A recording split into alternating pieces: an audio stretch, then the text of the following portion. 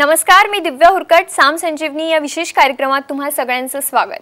आज आपण चर्चा करणार आहोत गर्भधारणेसाठी सखोल उपचार या विषयावर, आणि या विषयावर मार्गदर्शन करण्यासाठी आज आपल्या सोबत आहेत ओरिजिन इंटरनॅशनल फर्टिलिटी सेंटर ठाणेचे doctor Sandeep Mane sir. Sir, कार्यक्रमात खूप खूप स्वागत आहे. नमस्कार. चर्चेला पुढे जायचंय, मात्र त्याआधी आपण सरांची थोडक्यात ओळख करून घेऊयात. इंग्लंडमधील प्रख्यात रॉयल महाविद्यालयातून स्त्रीरोग व वंध्यत्व निवारण विषयात डॉक्टर संदीप माने यांनी डॉक्टरेट पदवी मिळवली. यशाच्या शिखरावरून तब्बल 12 वर्षांनंतर आपल्या ज्ञानाचा भारतातील लोकांना उपयोग करून देण्यासाठी ते मायदेशी परतले. ओरिजिन इंटरनॅशनल फर्टिलिटी सेंटरची स्थापना करून त्यांच्या कौशल्य व आधुनिक तंत्रज्ञानाच्या मदतीने त्यांनी जगभरातील अनेक जोडप्यांचे प्रश्न सोडवले. आई वडिलांना जन्म देणारा प्रसूती तज्ञ अशी त्यांची ख्याती झाली. सामाजिक बांधिलकीची जाणीव असल्याने ओरिजिन फाउंडेशन या सेवाभावी संस्थेमार्फत त्यांनी डॉक्टर पेशंट नातं सुधारण्यासाठी सुसंवाद अभियानाची चळवळ सुरू केली. महाराष्ट्र आरोग्य विज्ञान विद्यापीठाबरोबर व्यक्तिमत्व विकास घडवून अत्याधुनिक आरोग्य सेवेचे स्वप्न ते साकारत आहेत. नुकतेच डॉक्टर संदीप माने अमेरिकेतील आंतरराष्ट्रीय सुसंवाद प्रशिक्षण कॉन्फरन्समध्ये सहभागी झाले होते. तसेच मॉडर्न मेडिसिनवर विश्वास ठेवणाऱ्या लंडन सारख्या ठिकाणी मेडिटेशन अँड स्पिरिच्युअलिटीच्या मदतीने वंध्यत्व निवारण या विषयावर बोलण्याचा मान त्यांना मिळाला, आणि त्यांचं मार्गदर्शन घेण्याचं सौभाग्य आपल्याला मिळालंय. चर्चेला सुरुवात करायची आहे, पण त्याआधी आपण एक व्हिडिओ पाहूयात आणि मग चर्चेकडे वळूयात. वंध्यत्व हा एक सामाजिक अर्थात शारीरिक शाप आहे. आज वंध्यत्वाशी झुंजणाऱ्यांची संख्या वाढली आहे. बदलती जीवनशैली, वाढतं वय, वाढणारं वजन या आणि अशा अनेक कारणांमुळे बऱ्याच जोडप्यांना माता पिता होण्यासाठी झुंजावं लागतं. अशा वेळी त्यांना IUI, IVF अशा उपचार पद्धतींचा वापर करावा लागतो. सर, पुन्हा एकदा कार्यक्रमात खूप खूप स्वागत आहे. सर, पहिलाच प्रश्न असा आहे की लग्नानंतर 2 वर्षात गर्भधारणा ज्या जोडप्यांना होत नाही त्यांनी काय करावं? अशी अपेक्षा असते लग्नानंतरच्या वेळामध्ये की पहिल्या 6 महिन्यात जेव्हा मनाची तयारी होते प्रेग्नन्सी व्हावी, 6 महिने वर्षभरामध्ये प्रेग्नन्सी जर झाली तर अतिउत्तम, नाही जर तर दर महिना जेव्हा वाढत जातो तेव्हा लोकांचं टेन्शन वाढतं. आणि मग अशा वेळेला नुसतंच टेन्शनमध्ये राहून त्याचं त्रास करून घेण्यापेक्षा, सफरिंग करून घेण्यापेक्षा साधारण 1 वर्ष ते 1.5 वर्ष झाल्यानंतर लोकांनी अप टू 2 इयर्स मॅक्सिमम 2 वर्षानंतर मदतीसाठी जावं. कारण काही वेळेला कारण असतं त्यासाठी. जो डिले होतोय त्याच्या मागे कारणं असू शकतात, स्त्रीबीजांची, शुक्राणूंची, गर्भपिशवीची. आणि अंधारात राहून नुसतंच होईल होईल होईल असं आशेने थांबणं चुकू शकतं. कारण वय वाढत असतंय आणि तो प्रॉब्लेम कमी नसतो, हो तो वाढत असतोय. त्यामुळे 2 वर्ष झाल्यानंतर मला हे सांगावंसं वाटेल की कोणीही त्याला हलक्याने न घेता, at the same time panic व्हायची गरज नाही आहे. याचा अर्थ असा नाही की आपल्याला प्रॉब्लेमच आहे, पण जरा कॉशियस राहून टेस्ट्स करून कारण शोधून मग योग्य मार्गदर्शन कोणाकडून घेऊन त्या मार्गाला पुढे जायचं असतं. असं मला वाटतं बरोबर राहील ते 2 वर्षानंतर. अगदी सर. पण सर, खूपदा असंही होतं की सगळे रिपोर्ट्स नॉर्मल असतात तरी गर्भधारणा होत नाही. मग त्या केसमध्ये काय करायचं?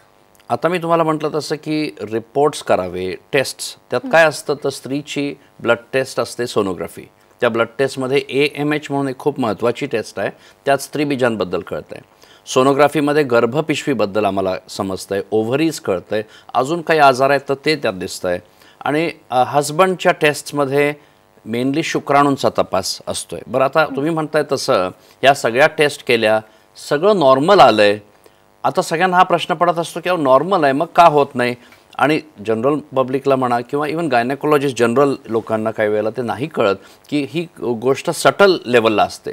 आपलं शरीर जर बघाल तर तुम्ही ग्रॉस बॉडी म्हणतो आपण, आणि सटल बॉडी म्हणजे खालच्या मायक्रोस्कोपिक लेवलला पण अनेक गोष्टी घडत असतात जे निसर्गाच्या म्हणा क्रिएटरच्या डिझाईनप्रमाणे चाललं आहे, जे सायन्सला सुद्धा कळत नसतं आहे.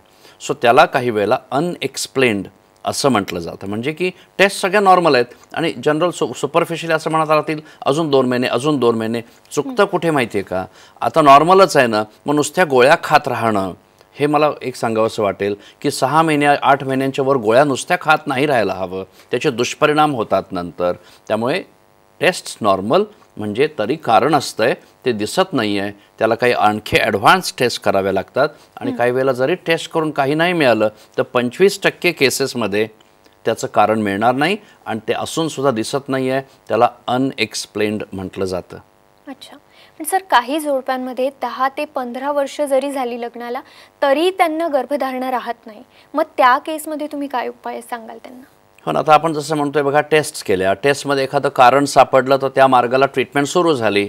कारण नाही सापडलं समजा, तर आपण काय करत असतोय बघा, सुरुवातीला 2-4 महिने आपण साध्या गोळ्या दिल्या, 5 दिवसांच्या गोळ्या दिल्या, रिलेशन्सचं टायमिंग सांगितलं, तेवढ्याने घडली गोष्ट तर बेस्ट. नाही जर तर एक IUI म्हणून प्रकार असतो, जिथं की आपण स्त्रीबीज बनवतो, शुक्राणू निवडून तयार करून गर्भपिशवीत सोडतो. म्हणजे एका वेळेला शुक्राणू आणि स्त्रीबीज एका ठिकाणी यावे अशा हिशोबाची जी ट्रीटमेंट आहे त्याला IUI म्हणतो आम्ही, इंट्रा युट्राईन इन्सेमिनेशन. सक्सेस रेट 15 ते 18% असतोय बघा. म्हणजे की एकदा फेल होतं, दोनदा फेल होतं, तीनदा फेल होतं. तुमच्या प्रश्नाकडेच येतोय मी की असं करत करत जेव्हा वेळ जातो, वर्ष उलटतात, तेव्हा काय करावं हा जो विचारताय, त्या वेळात मात्र हे घडलंय. IUI 2-3दा झालेले आहेत, ते होत नाही आहे म्हणून कंटाळून म्हणजे घाबरून पुढच्या टेस्ट करायची वेळ येते. दुर्बिणीचा तपास म्हणतो आम्ही ज्याला, लॅप्रोस्कोपी, हिस्ट्रॉस्कोपी. अशा प्रकारे ट्यूब्स उघड्या आहेत का, अजून काही वेगळे प्रॉब्लेम आहेत का जे सोनोग्राफीमध्ये दिसलेले नसतील. काही वेळा असं असतं. बरं, हे करून मग आपण परत IUIकडे वळतो. नॅचरल टायमिंग्स म्हणतो लोकांना ठेवायला. परत 6-8 महिने लॅप्रोस्कोपी नंतरच्या 6-8 महिन्यामध्ये 2-3 IUI म्हणा, 2-4 नॅचरल महिने असं जर झालं तर चान्स थोडासा वाढतो. हां, हे लक्षात घ्यावं. लॅप्रोस्कोपीचा फायदा थोडा असतो.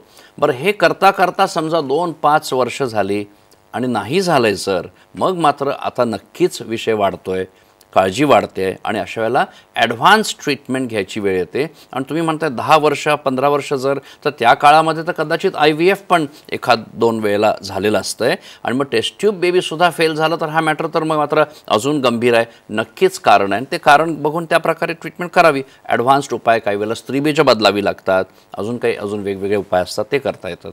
अगदी. सर आता तुम्ही IUI आणि IVFचा उल्लेख केला, तर IUI आणि IVF किती वेळा साधारणपणे करू शकतं? IUI म्हणजे जरा साधी ट्रीटमेंट आहे आणि IVF म्हणजे ॲडव्हान्स ट्रीटमेंट. बरं, साधं म्हणतोय मी, पण ज्या जोडप्याला ह्यातनं जावं लागतंय त्यांना तो प्रत्येक महिना खूप त्रासदायक होत असतो. म्हणजे कसं, डॉक्टरांकडे जायचं, गोळ्या खायच्या, इंजेक्शनं, मग सोनोग्राफी करून ती स्त्रीबीज बनताना बघायचं. हे सगळं जे करतो आपण आहे तर सोपंच आहे, पण ते मानसिक टेन्शन आणि ते सगळं घेऊन खूप त्रास होतो. मग हे एकदा केलं समजा, 2दा केलं, 3दा, आता 2-3दापर्यंत लोकांचा पेशन्स तेवढा असतो आणि आम्हाला एक तेवढं चालतं की बाबा ह्या जेवढ्यात होऊन जाईल.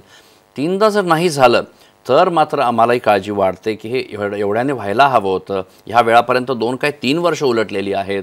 गोळ्या, सोनोग्राफी, इंजेक्शनं घेऊन जर नाही झालं आहे तर मग आम्ही म्हटलं ना, दुर्बिणीचा तपास करतो आहे आणि त्यानंतर परत 2दा किंवा 3दा.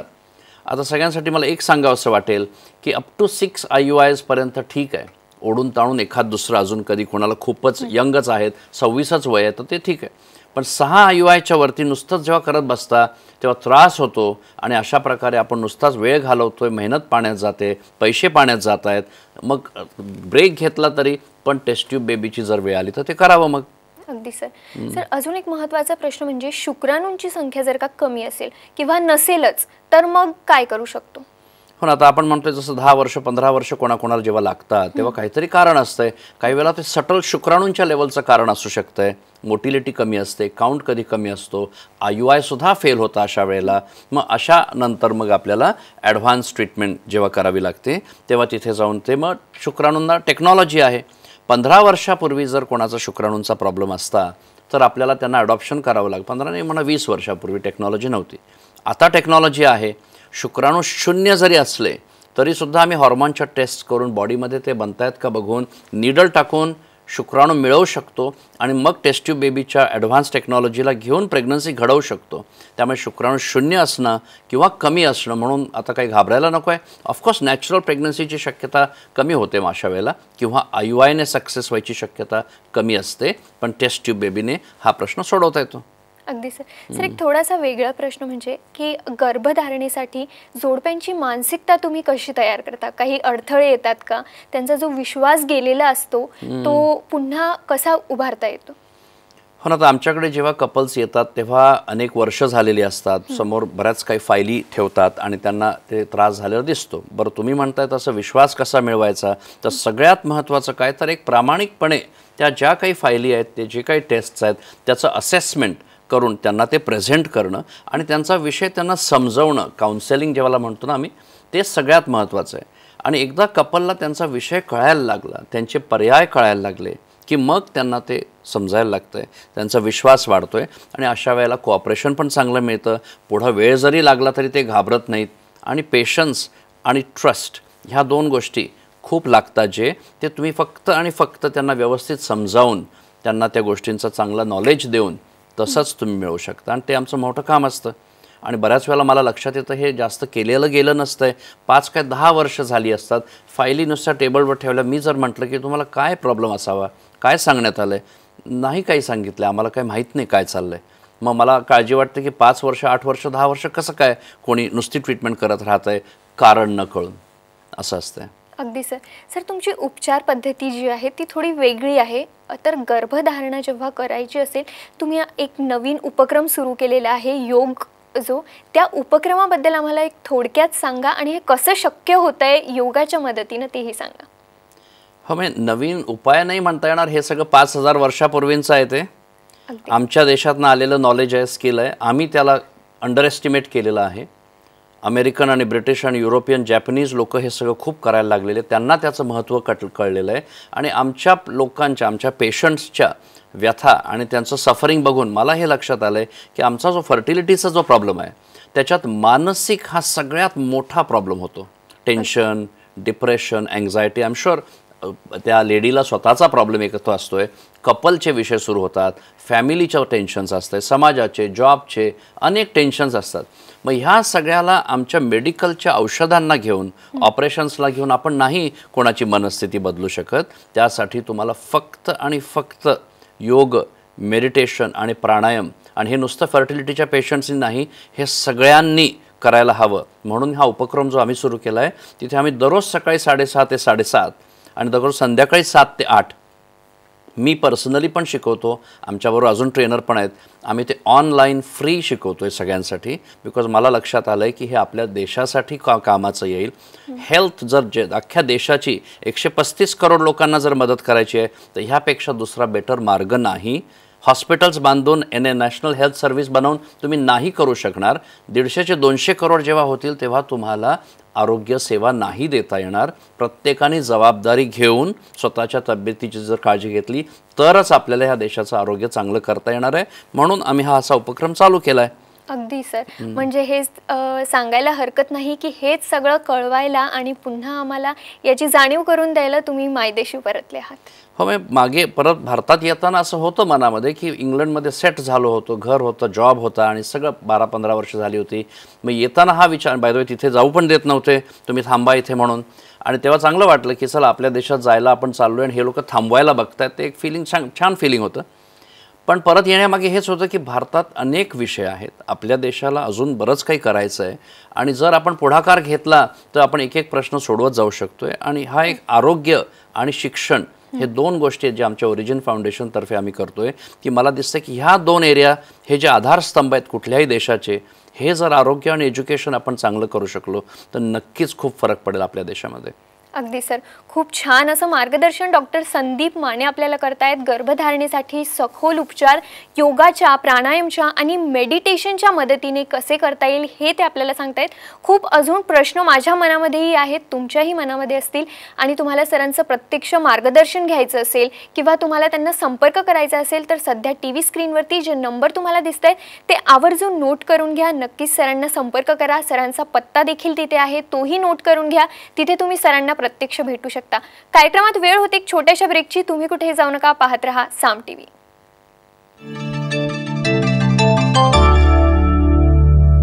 ब्रेकनंतर साम संजीवनीमध्ये तुम्हा सगळ्यांचं पुन्हा एकदा स्वागत. गर्भधारणेसाठी सखोल उपचार या विषयावर आज आपण चर्चा करतोय आणि आपल्याला मार्गदर्शन करतायत doctor Sandeep Mane. Sir, break आधी आपण योग, मेडिटेशन आणि या सगळ्यांनी तुम्ही कसा उपचार करताय हे सगळं जाणून घेतलं. मात्र योग आणि गर्भधारणा, योगाचं आणि मेडिटेशनचं गर्भधारणेत काय उपयोग आहे, कशा प्रकारे गर्भधारणा योगाच्या मदतीने होऊ शकते ते आम्हाला सांगा. कसं आहे ना, योगाचं महत्त्व आपल्या समाजाला, आपल्या देशातल्या लोकांना मधल्या काळात बरंच काही घडलं आणि हे जे नॉलेज आणि स्किल्स आपल्या ऋषीमुनींनी 5000 वर्षांपूर्वी दिलं होतं हे आपण गमावून बसलो. आणि आताच्या काळातल्या लोकांना, मॉडर्न सोसायटीला, मुलांना, हल्लीच्या जनरेशनला ह्याला अजिबात ॲक्सेप्ट करावं असं वाटत नाही, बिकॉज त्यांना वाटतं हे जुन्या काळातलं आहे. पण त्याचं पॉवर काय जे आणि भारतात देशातलं हे जे नॉलेज काय जे होतं आणि आपण काय स्तराला होतो त्यावेळेला हे आपण समजू नाही शकलो आहे अजून खरं. आणि म्हणून आपण ह्या योग आणि मेडिटेशन आणि प्राणायाम सोडून जिम आणि त्या गोष्टीला जायला लागलो आहे आणि वेगवेगळ्या प्रकारे मॉडर्न लाईफ बिघडत चाललेलं आहे. तर त्यामुळे माझ्या दृष्टीने हे जे तुम्ही म्हणता गर्भधारणेत कसं मदत होते, तर आपलं शरीर आणि आपलं मन कनेक्टेड आहे हे योगामध्ये जे सांगतात. आणि मनाचे खेळ चालू आहेत काय जे तुम्हाला माहिती आहे. आजकालच्या धावपळीच्या जीवनशैलीमध्ये खाणं वेळेवर नाही आहे, आराम नाही आहे, व्यायाम नाही आहे, वजनं वाढत आहेत आणि टेन्शन, स्ट्रेस म्हणजे काय, बाहेर जगातील ज्या गोष्टी घडत आहेत त्याचा आपल्या अंतर मनामध्ये काय परिणाम होतो ह्याला स्ट्रेस म्हटलं जातं. तर मग हा स्ट्रेस प्रकार आपल्या शरीरावर परिणाम करतो, आपल्या शरीराच्या क्रिया खराब करतं आहे. साधंच घ्या ना, टेन्शन आलं तर ब्लड प्रेशर का वाढतं आहे, टेन्शन आलं तर शुगर का वाढतं आहे, टेन्शननी हार्ट अटॅक का येतो आहे, म्हणजे मनाच्या गोष्टी कशा शरीरावर परिणाम करत आहेत याची इनफ प्रूफ आहे आपल्याकडे.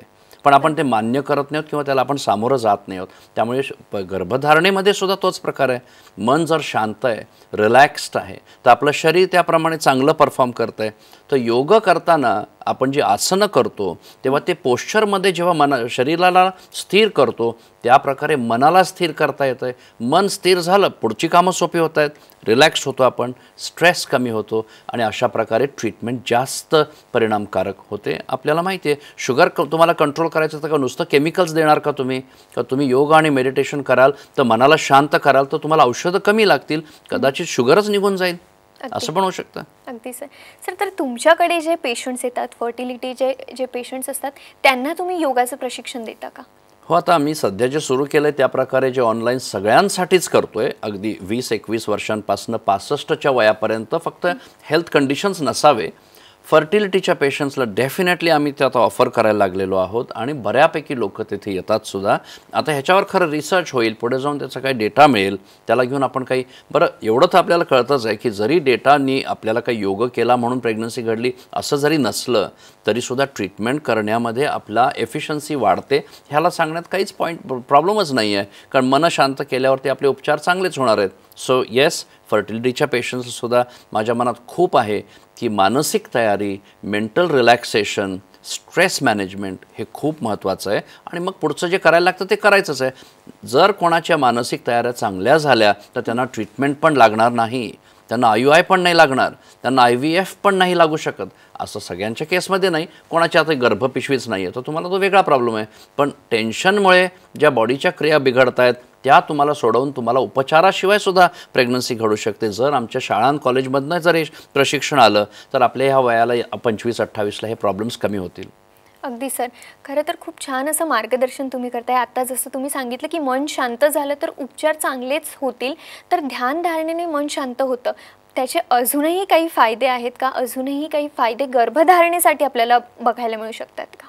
कसं आहे ना बघा, शेवटी आपण हेल्दी व्हायला बघतोय, आपल्याला जीवनाचा आनंद घ्यायचा आहे. इट्स नॉट एक फक्त प्रेग्नन्सी घडवणं हा काही उद्देश नाही आहे. आपल्याला प्रेग्नन्सी घडवून त्या बाळाला बघता येणं, त्याला आपल्या मनाची शांती असणं आणि त्याला हॅपीनेस मिळणं, हे म्हणजे इन शॉर्ट योगामध्ये कसं आहे ना, आपल्या शरीराला 5 लेयर्स समजलं गेलं आहे. थोडक्यात सांगतो, अन्नमय कोश म्हणून जे शरीर फिजिकल बॉडी आहे, मनोमय कोश म्हणजे जे माइंड आहे, प्राणमय कोश म्हणजे जे आपल्यातली एनर्जी आहे, जे माझे हात हलवते ती एनर्जी आहे, आणि त्याच्या आत आहे विज्ञान आणि आनंद. तर हे योगा आणि मेडिटेशन करून मनाचे आणि शरीराचे प्रश्न जर आपले सुटले, मन आणि शरीर फिट झालं तर मग कुठं प्राणिक एनर्जी चांगली फ्लो होईल. तर कुठं विज्ञान आणि आनंद जो आतला लेअर आहे त्याला एक्सप्रेशन मिळेल आणि त्या गोष्टी केल्या तर आपल्या सगळ्यांचे जीवन किती सुंदर होऊ शकतात. अगदी सर. आणि योगा, प्राणायाम आणि मेडिटेशनने जर का IVF आणि IUI सारखे उपचार टळू शकत असतील तर खरंच ही खूप मोठी नक्कीच. उपलब्धी आहे. सर, अगदी जाता जाता आमच्या प्रेक्षकांना काय सांगाल, काय सल्ला द्या? सल्ला काय सांगायचं एवढंच की आपलं जीवनशैली एका प्रकारे बदललंय, आपल्याला त्याकडे लक्ष द्यायला हवं. आपल्या देशाला अशा प्रकारे जीवनशैली ठेवून, मनाची स्थिती ठेवून, शरीरांचे अनफिटनेस जो आहे ते ठेवून आपल्याला नाही जमणार आहे. त्यामुळे योग, मेडिटेशन आणि प्राणायाम ह्या 3 गोष्टी प्रत्येकाने दररोज अर्धा तास तरी 40 minutes maybe up to 1 hour करायला हवं. त्याने स्वतःचा एक वेगळं जीवनाचा एक्सपिरियन्स मिळेल आणि आम्ही तर ते फ्री करतो आहोत, ऑनलाईन करतो आहोत. मी स्वतः वेळ देतो आहे, त्याला डिझाईन केलेलं आहे आणि वाय नॉट, मग यूज इट. एक महिनाभर शिकवतोय, बॅचेसमध्ये करतोय. सकाळी 6:30 ते 7:30, संध्याकाळी 7 ते 8 माझी कामं संपवून मी हे करतो आहे. जमलं तर उपयोग करून घ्या त्याचा. काही जे नंबर्स आहेत त्यावर फोन करा. I am sure we will help you. अगदी सर. खूप छान असं मार्गदर्शन खरं तर डॉक्टर संदीप माने यांनी आपल्याला केलेलं आहे. गर्भधारणेसाठी सखोल उपचार त्यांनी आपल्याला सांगितले आहे. तुमच्या मनात काही शंका असतील, काही प्रश्न असतील, तुम्हाला उपचार करून घ्यायचे असतील, योग, मेडिटेशन, प्राणायामच्या माध्यमातून IVF आणि IUI अशा उपचार पद्धती टाळून योगाच्या माध्यमातून जर का हे असे उपचार होत असतील तर खरंच ही खूप मोठी गोष्ट आहे आणि त्यासाठी तुम्हाला सरांचं, तज्ज्ञांचं मार्गदर्शन घेणं खूप गरजेचं आहे. त्यासाठी सध्या स्क्रीनवरती जे नंबर्स तुम्ही बघताय ते आवर्जून नोट करून घ्या आणि नक्कीच सरांना संपर्क करा. सरांना प्रत्यक्ष भेटायचं असेल तर सरांचा पत्ताही सध्या स्क्रीनवरती फ्लॅश होतोय, तो नोट करून घ्या, सरांना संपर्क करा आणि त्यांचं मार्गदर्शन घ्या. सर, तुम्ही इथे आलात, खूप छान असं मार्गदर्शन केलं. एक वेगळा विषय आज आपण निवडला आणि वेगळ्या विषयावर आपण बोललो. खूप छान असं मार्गदर्शन केलं, त्यासाठी खूप खूप आभार. Thank you very much. आभारी आहे. साम संजीवनीमध्ये आज वेळ झाली इथेच थांबण्याची. मात्र तुम्ही कुठेही जाऊ नका, पाहत रहा साम संजीवनी.